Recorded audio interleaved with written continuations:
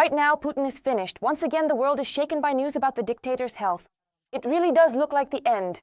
Everyone is holding their breath. Shock. Russia is rapidly plunging into cold and darkness. Ukrainian long-range Flamingos, Neptunes, and American ATACMS are turning its facilities into fiery craters. Sensational. Germany is pouring fuel on the political fire. Merz announces the delivery of long-range missiles to Ukraine, and the latest air defense systems are already in place.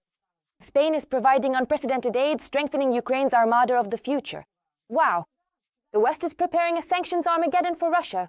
The White House and Trump, by enacting the law, are capable of tearing Russia's oil industry to shreds, while Europe finishes off its fleet.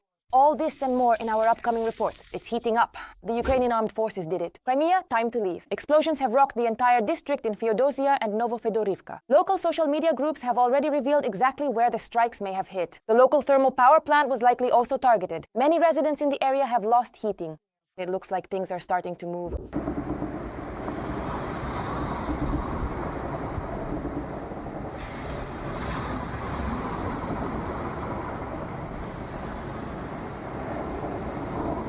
This is sensational. Former Commander-in-Chief of the Ukrainian Armed Forces Valery Zaluzhny has made a decisive statement about the Russian dictator Putin. According to him, Russia is not interested in Donetsk or Luhansk regions except for their mobilization potential. Moreover, Zaluzhny revealed the true nature of Russia's plans. It's not about territories or protecting Russian speakers. The real goal of the Kremlin is to undermine Ukrainian statehood and block Ukraine's development as a modern European country. Urgent. Washington has never been this resolute before. The US is ready to strengthen sanctions against the Russian Federation if the Kremlin does not agree to a ceasefire. A tough statement was made by the US Permanent Representative to the UN, Michael Waltz. According to him, the states may impose additional economic sanctions. If Russia continues to ignore calls for a ceasefire, they will also continue to provide weapons for Ukraine's defense. It should be noted that at the end of October, the US imposed additional sanctions against the two largest Russian oil companies. Moscow has already felt the force of the blow. Moreover, the American peace plan sent oil prices into a tailspin. Thus, the media report that oil prices fell by more than 2% on Friday, continuing their decline for the third consecutive day, as the United States pushed for a peace agreement between Russia and Ukraine that could increase global supply, while uncertainty over interest rates dampened investors' appetite for risk. Putin suddenly started talking about his own health, and it's clearly not for nothing. His haggard appearance and alarming physical signs are fueling the fire for those who have long awaited the end of the dictator's era. All the details are coming up in the report. The Russian dictator has given himself away. Putin openly says he wants to live longer, and even 150 years is not enough for him anymore. We are even setting specific goals for ourselves to increase it, the average life expectancy. And we're doing everything right. It's probably possible to reach 150 years. But first of all, it will always feel like it's not enough. This statement from Putin was made at the conference Journey into the World of Artificial Intelligence. Notably, discussions about immortality have become a normal topic for debate in Russian society.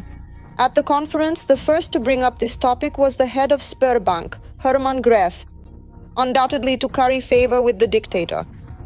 What do you personally think about the predictions published by Mr. Kurzweil, who is recognized as one of those very well-known technology experts?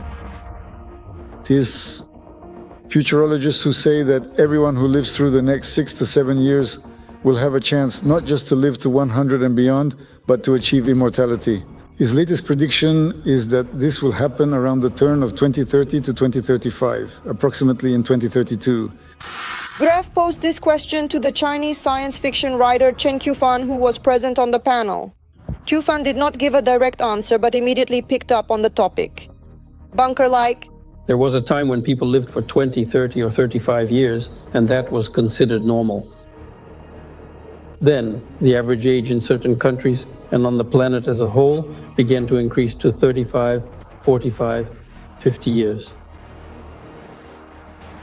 That was also considered normal. Now, in some countries, it's already 80, and we are striving to reach that average age as well.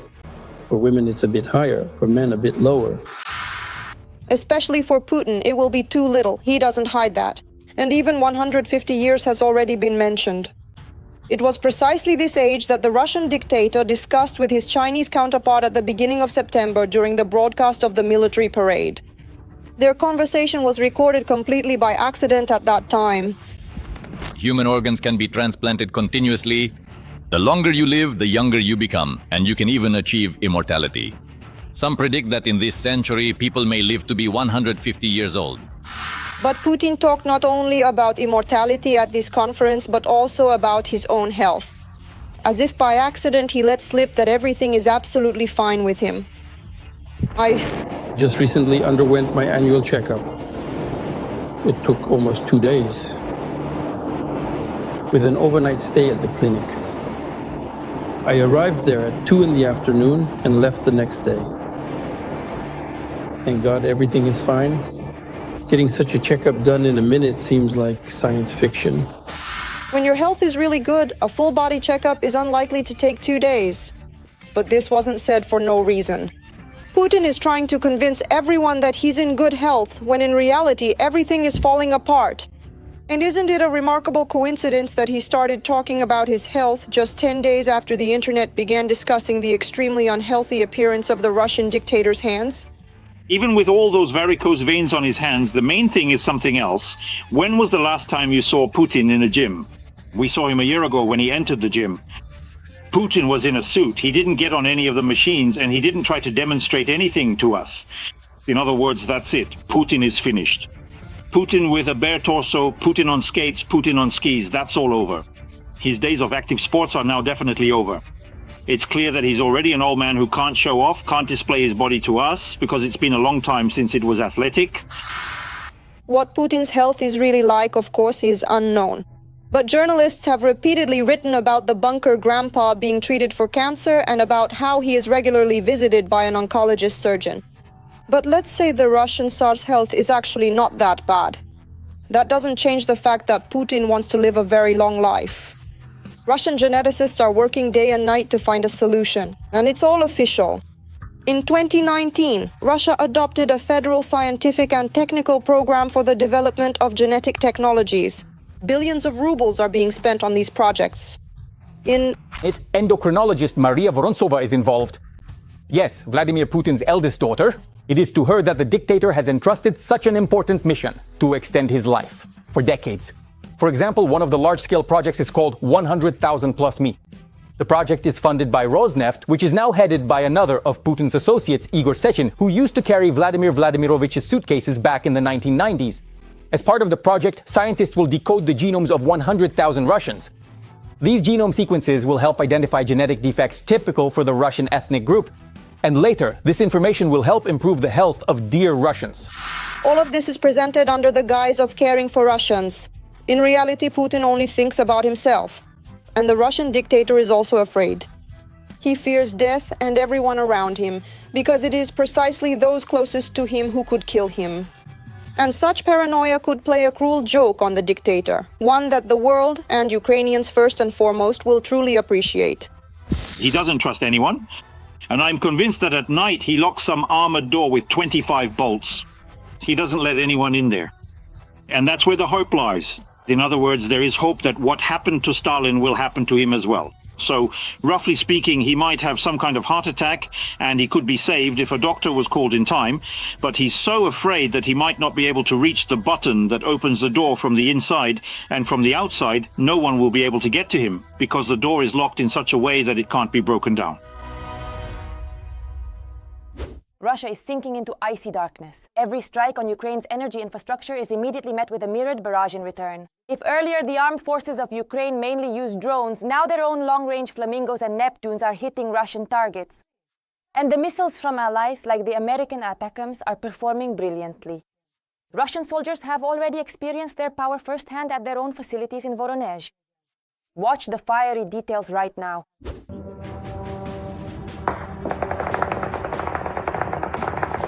Ukrainian long-range drones are cutting off electricity in the occupied Donbass.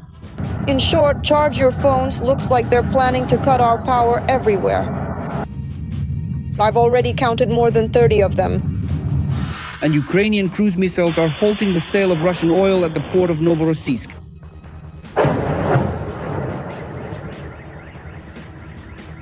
The Ukrainian defense industry is developing rapidly. Kyiv is ramping up its ability to strike deep into Russian territory.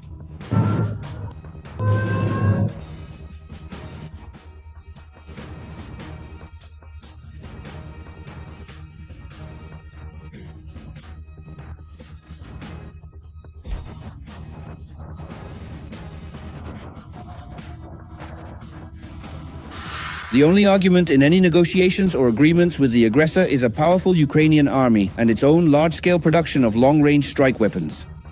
In order to somehow bring this war to a stalemate, to shift it, we need to learn not only to repel enemy attacks on the front line, but also to suppress their logistics and their air force. That's why it became necessary, and I'm not even mentioning the need to strike at Russia's military-industrial enterprises and its energy system. Long-range and rocket drones are mainly used to strike military targets of the occupiers in the occupied territories as well as in Russia's border regions. Bars, Polyanitya, Pekla, FP1, FP2, and Layutwi. The scale of strike drone production in Ukraine is such that Russia, including Moscow, is visited by hundreds of drones almost daily. Major cities such as Moscow and Leningrad, which are among the most heavily protected urban areas by the advanced Russian air defense systems, could potentially start getting hit every evening. BARS units are capable of reaching these cities, and this doesn't even have to occur in a systematic or predictable manner. In addition to drones, Ukraine has also established production of its own cruise missiles. We're talking about the long-range Neptune with an increased range of up to 1,000 kilometers and a warhead of about 260 kilograms. And of course the Flamingo with a strike range of up to 3,000 kilometers and a 1,000 kilogram warhead. Usually the warhead of a modern cruise missile weighs 450, but at most 500 kilograms. As a rule, almost all missiles have a 450 kilogram warhead. So what does a 1-ton warhead provide? If it hits a target, for example, an industrial facility, 2 such missiles will completely disable it for at least a year. That is, there will be a single crater about 20 meters in diameter. From time to time, weapons from Ukraine's Western allies are used in strikes on military targets. British and French Storm Shadow missiles, as well as American ATACMS, which were used to strike the SU the other day. Around Voronezh,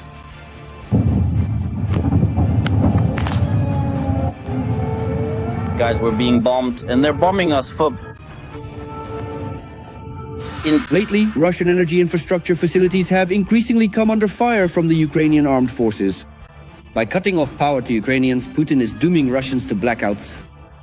With taking into account the climatic features of the Russian Federation and the tactical and technical characteristics of the means, if the Ukrainian side succeeds, the Russian Federation faces a harsh winter, both literally and figuratively. First and foremost, this concerns thermal power plants and other production facilities that sustain the life of major Russian cities. Every voice matters. Join our community, support independent journalism and help us bring you the truth from Ukraine. Become a member of Ukraine Today. Join us now. Moreover, German Chancellor Friedrich Merz has made a sensational statement. Long-range missiles are being delivered to Ukraine. And that's not all. The first air defense systems have already arrived in the arsenal of the Ukrainian armed forces, while Spain in the meantime is rolling out an unprecedented package of military aid. All the explosive details about Ukraine's new birds of war are coming up next. The German Chancellor has promised even more aid and support, pledging to equip the Ukrainian army with long-range weapon systems. However, Merz did not disclose details about the number of missiles or the timeline for their delivery.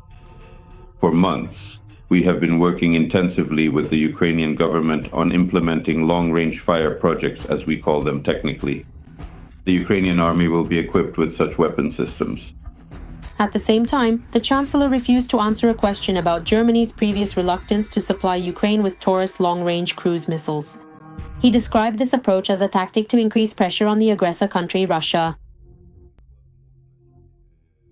The operation of the Taurus missiles directly depends on the level of training of the technical personnel. That is apparently the point, is that only Bundeswehr servicemen, meaning members of Germany's official armed forces, can use the Taurus missiles, which are advanced, long-range weapons. Because these missiles require specialized training and technical expertise to operate safely and effectively, it would take quite a long time to train Ukrainian specialists to the necessary level of proficiency. Germany is the largest European donor of military aid to Ukraine. Since the beginning of the war, the government has provided Ukraine with assistance totaling more than 50 billion euros. In September, Berlin launched a new initiative to procure long-range drones jointly with Ukraine's defense industry. Germany will also allocate an additional 150 million euros to purchase weapons from the US for Kyiv. Germany is well aware of the possibilities of direct military confrontation with the Russian Federation. That is why it is deeply invested in ensuring the defense capability of the Ukrainian state and accordingly in the technical rearmament of Ukraine's defense forces. Meanwhile, the Ukrainian Air Force has strengthened its air defense with the new British Terrahawk Paladin weapon system.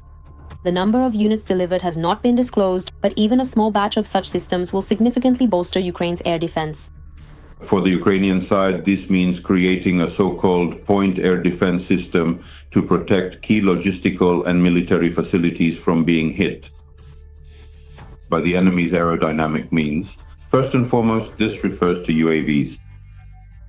This system is mobile and accordingly can be redeployed to any location. And taking into account its autonomous use, this significantly increases the Ukrainian side's capabilities in countering, as well as those of the Russian Federation. Spain will also allocate 615 million euros to support Ukraine, the lion's share of which is specifically earmarked for military needs. In the first place, this is a program for purchasing weapons for the needs of the Ukrainian armed forces from the United States. The second is, accordingly, the strengthening of Ukraine's air defense systems. And accordingly, that's the nature of it. Material and technical support, including the transfer by the Spanish side of heavy armored vehicles and strike systems that are currently in service with the Spanish army. After the start of the full-scale war, Ukraine ramped up weapons production and the implementation of new technologies which are already being used at the front.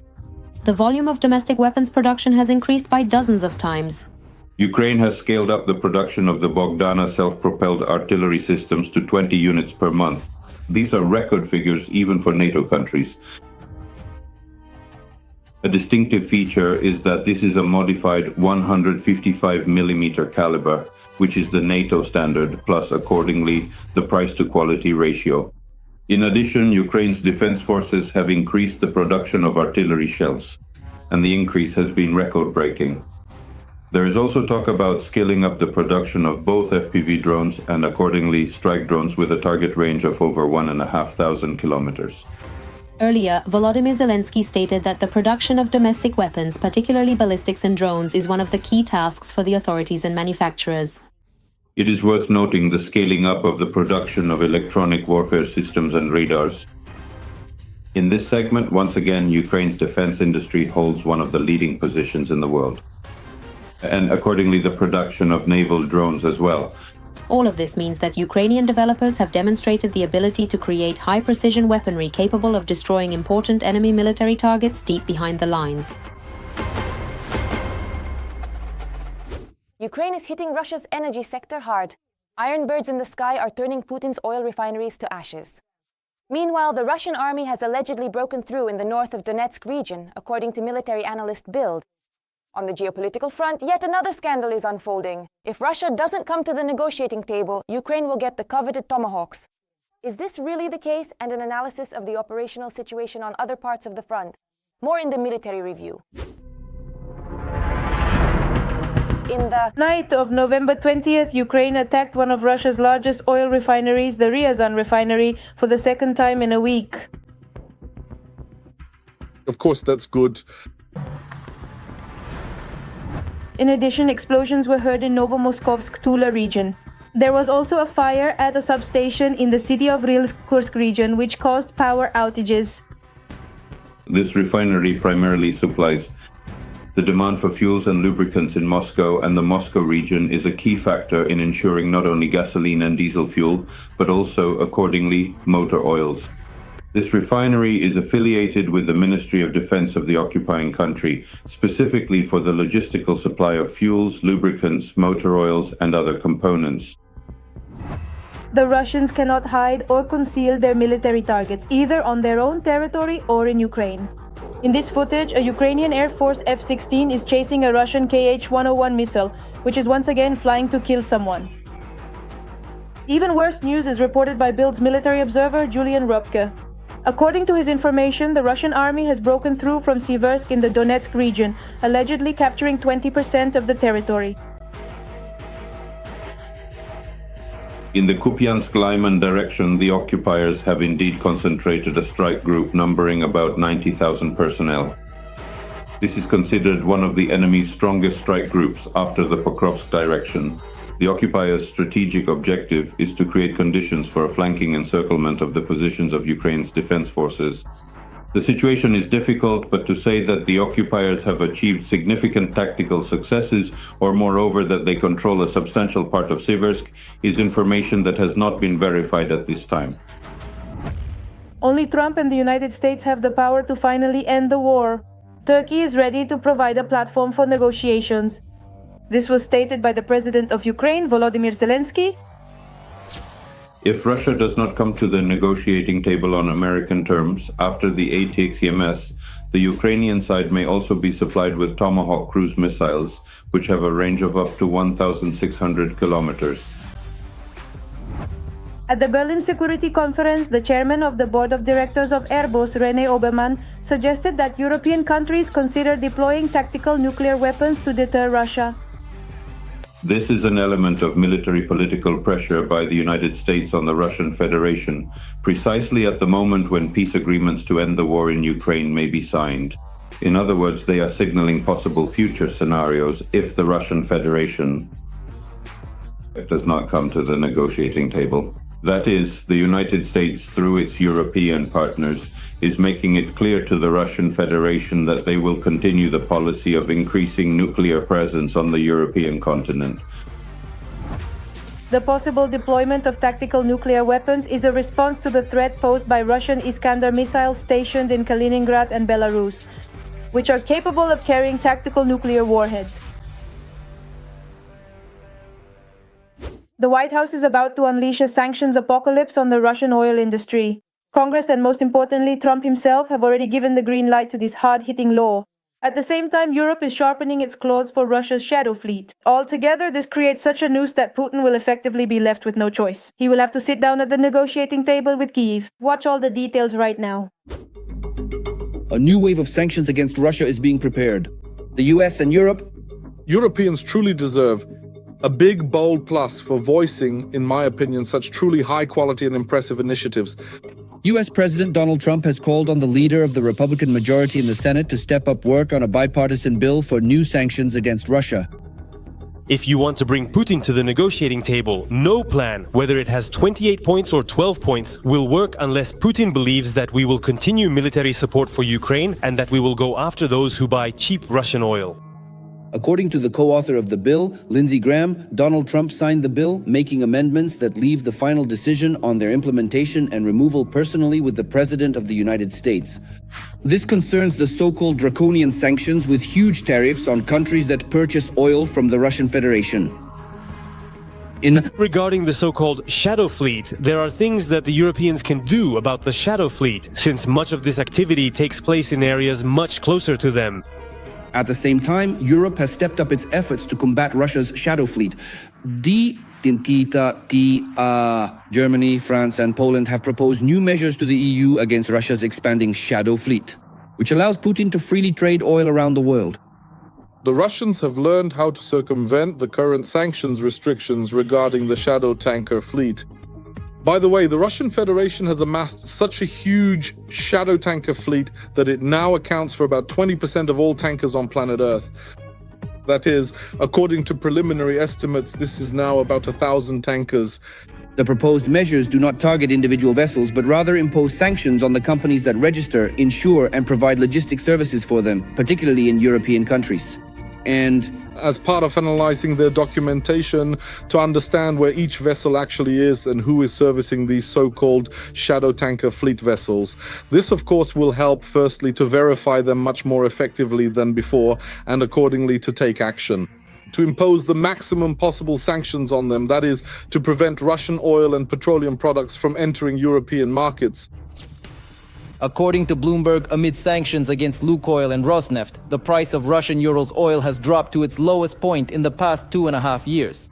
Its current price is $36.61 per barrel. Future restrictions will deal an extremely painful blow to Putin's petrodollar cash cow. Shock, the trenches have simply disappeared. In their place, a deadly gray zone nearly 20 kilometers wide has emerged. This is a territory ruled only by drones, where humans are nothing but targets. Military analysts say the rules of war have changed beyond recognition. What are the risks for Ukrainian defenders? And why are the Ukrainian armed forces winning the drone war? Find out more in the following report. A UAV operator from the 110th Separate Mechanized Brigade perfectly drops a grenade into a trench with Russian soldiers. One of them tries to throw the explosive out, but he doesn't make it in time. As a result of the successful drop, several occupiers were eliminated. This is what modern warfare looks like now. There are virtually no assaults or frontal attacks with vehicles. Drones have put an end to positional warfare.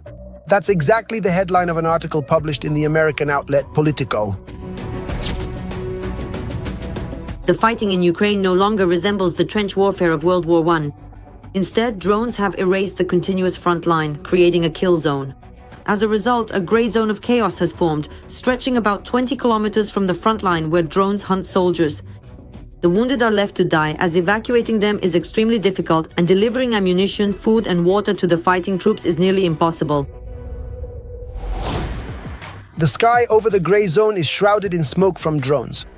UAVs are equipped with thermal imagers, cameras, bombs and cannons. Some lie for hours on the roads, waiting for military vehicles to pass by. At the same time, there is a hunt for UAV pilots who are sitting tens of kilometers away. We have moved on to a war of drones against drones. Now drones can set up ambushes, intercept enemy logistic systems, and disrupt supply lines. In addition, it has become more difficult to hold positions. If you are detected, all the weaponry in the area will immediately be directed at your destruction. Pavel Polisa, colonel of the Ukrainian Armed Forces. Russian military public pages are quoting this article, but as always in their own way. Here is one example of Russian propaganda where it is written that Russian drones do not give the Ukrainian armed forces a moment's rest. Although in reality the exact opposite is true. Because of Russian drones, Ukrainian soldiers are forced to stay at their positions for weeks. Drones make evacuation, rotation, and the delivery of ammunition and food deadly dangerous. Information from open sources shows that it is actually the Russian army that abandons its wounded soldiers instead of evacuating them. Now, Russia is also trying not to fall behind in the production of various strike UAVs. For example, in frontline zones, the enemy has started using new types of Iranian Shahed 101 drones. The warhead weighs 8 to 9 kilograms, and the flight range is several hundred kilometers. So far, the occupiers have not managed to localize the production of this drone in Russia. The UAVs were produced in 2024 in Iran. But it's only a matter of time. The Russians learn quickly from their mistakes. We're going neck and neck with them, and they have some really impressive developments. They have their science is well established and it works. They've managed to suppress, to break, some internal resistance, some attempts to oppose the war. And that's why they have these developments and the machine is working. They were preparing for war, they improved the Shaheds, and they made Lancets based on Israeli drones. Drones have become so effective that they've even pushed artillery away from the front line and have made it almost impossible to use armored vehicles to supply the troops. Drones have become useful for delivery and evacuation, combat reconnaissance, and remote mining, tasks that were previously usually carried out by people in war.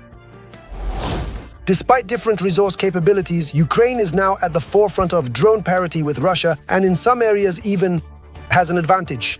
But the development of this military component does not stop for a single. A minute is a unit of time equal to 60 seconds. People often use minutes to measure short periods like waiting for a bus or brushing your teeth.